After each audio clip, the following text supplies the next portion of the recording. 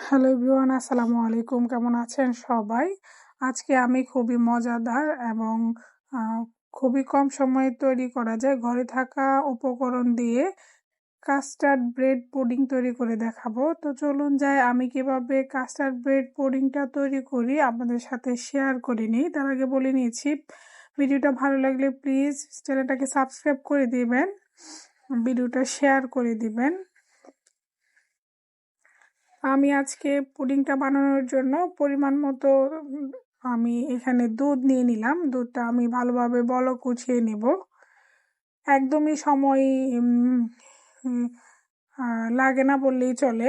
একটা রান্নার ক্ষেত্রে যতটুকু সময় প্রয়োজন তার চেয়ে খুবই কম সময়ে এটা তৈরি করে নেওয়া যায়। শুধু বেঁচে যাওয়া ঘরে ব্রেড দিয়েই তৈরি করে নেওয়া যায় মজাদার খাবারটি। আমি ঠান্ডা দুধ নিয়ে নিলাম উঠিয়ে কিছুটা, এর মধ্যে 2 টেবিল চামচ কাস্টার্ড পাউডার নিয়ে আমি কাস্টার্ডটাকে ভালোভাবে মিশিয়ে নিয়েছি। দুধটা যখন ভালোভাবে বলক চলে আসবে এর মধ্যে আমি কাস্টার্ডটুকু দিয়ে দিব। এর মধ্যে আমি কিছু কুচি করে রাখা বাদামও দিয়ে দিলাম। কাস্টার্ডটা দেওয়ার পর মনে হলো আমি ভুলেই যাচ্ছি, তো আবার দ্রুত ক্যামেরাটা অন করে নিলাম। আমি অল্প অল্প করে দিচ্ছি আর নেড়ে মিশিয়ে নিচ্ছি। অবশ্যই কাস্টার্ড ঢালতে হবে আর সাথে সাথে নাড়তে থাকতে হবে, না হলে দেখা যাবে এক জায়গায় দলা পাকিয়ে যাবে। আমি ভালো করে নেড়ে চেড়ে এটাকে এখন চুলাটা বন্ধ করে দিব। খুব বেশি ঘন করা যাবে না, একদমই কিছুটা পাতলা থাকা অবস্থায় চুলাটাকে বন্ধ করে দিতে হবে।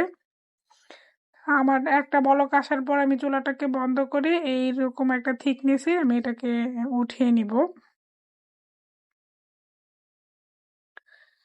যেহেতু আমি পাউরুটিতে ব্যবহার করব, যদি ঘন হয়ে যায় তাহলে দেখা যাবে আহ, দুধটাকে পাউরুটি স্যুপ করতে পারবে না, তাহলে শক্তই থেকে যাবে পাউরুটিটা। পুডিংয়ে ব্যবহার করার জন্য আমি এখানে কিছু বাদাম কেটে নিচ্ছি। যার যার পছন্দ মতো সাইজে কেটে নিতে পারেন। বাদামটা এখানে ব্যবহার না করলেও হবে, তবে বাদামটা দিলে খেতে ভালোই লাগে, এই জন্য আমি কিছু বাদামও ব্যবহার করে নিচ্ছি এখানে।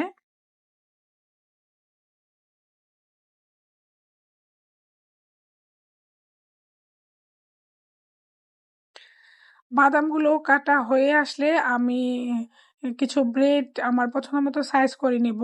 যদিও আমার ঘরে বেঁচে যাওয়া ব্রেড দিয়ে আজকে আমি পুডিংটা তৈরি করে নিচ্ছি।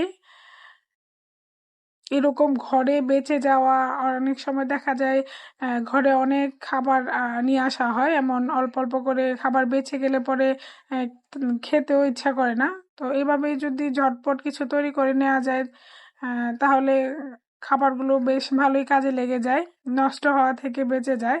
তো আমি ব্রেডগুলো কেটে আমি চাইলে এখানে আস্ত ব্রেডটাও ব্যবহার করা যায়, তবে আমি যেহেতু একদমই অল্প ছিল ব্রেড, সেজন্য আমি ছোট টুকরো করে আমার পছন্দ মতো সাইজে নিয়ে নিলাম। আমি একটা বক্সে নিয়ে নিয়েছি। বক্সে আমি কিছু ব্রেড দিয়ে এর উপর বাদাম দিয়ে দিলাম। এখন আমি যে কাস্টার্ডটা তৈরি করে রেখেছি সেটা ব্যবহার করব। আমি এখানে 2-3টা লেয়ার করে নিচ্ছি। আমি একটা লেয়ার দেওয়ার পর আর একটা লেয়ার দিয়ে দিচ্ছি। আমি এভাবে 3টা লেয়ার হয়েছে আমার। আমি 3টা লেয়ার দিয়ে ভালোভাবে সবগুলো কাস্টার্ড মিল্কটাই আমি এখানে দিয়ে দিব। একদম ফ্রিজে রেখে দিলে 1-1.5 ঘন্টা, তারপর নামিয়ে সার্ভ করলে একদমই খুবই সফট হয়, খেতেও খুব সুস্বাদু হয়।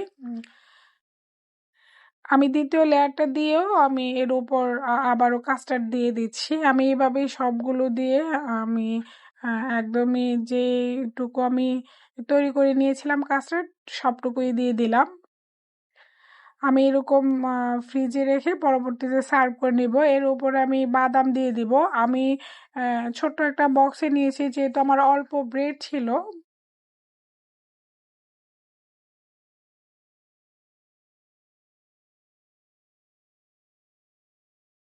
ভাজা পোড়া খাওয়া থেকে কিছুটা বিরত থাকাই ভালো।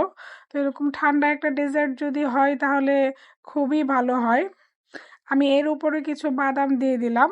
ভিডিওটা দেখার জন্য সবাইকে অসংখ্য ধন্যবাদ। ভিডিওটা ভালো লাগলে শেয়ার করে দিবেন। আসসালামু আলাইকুম।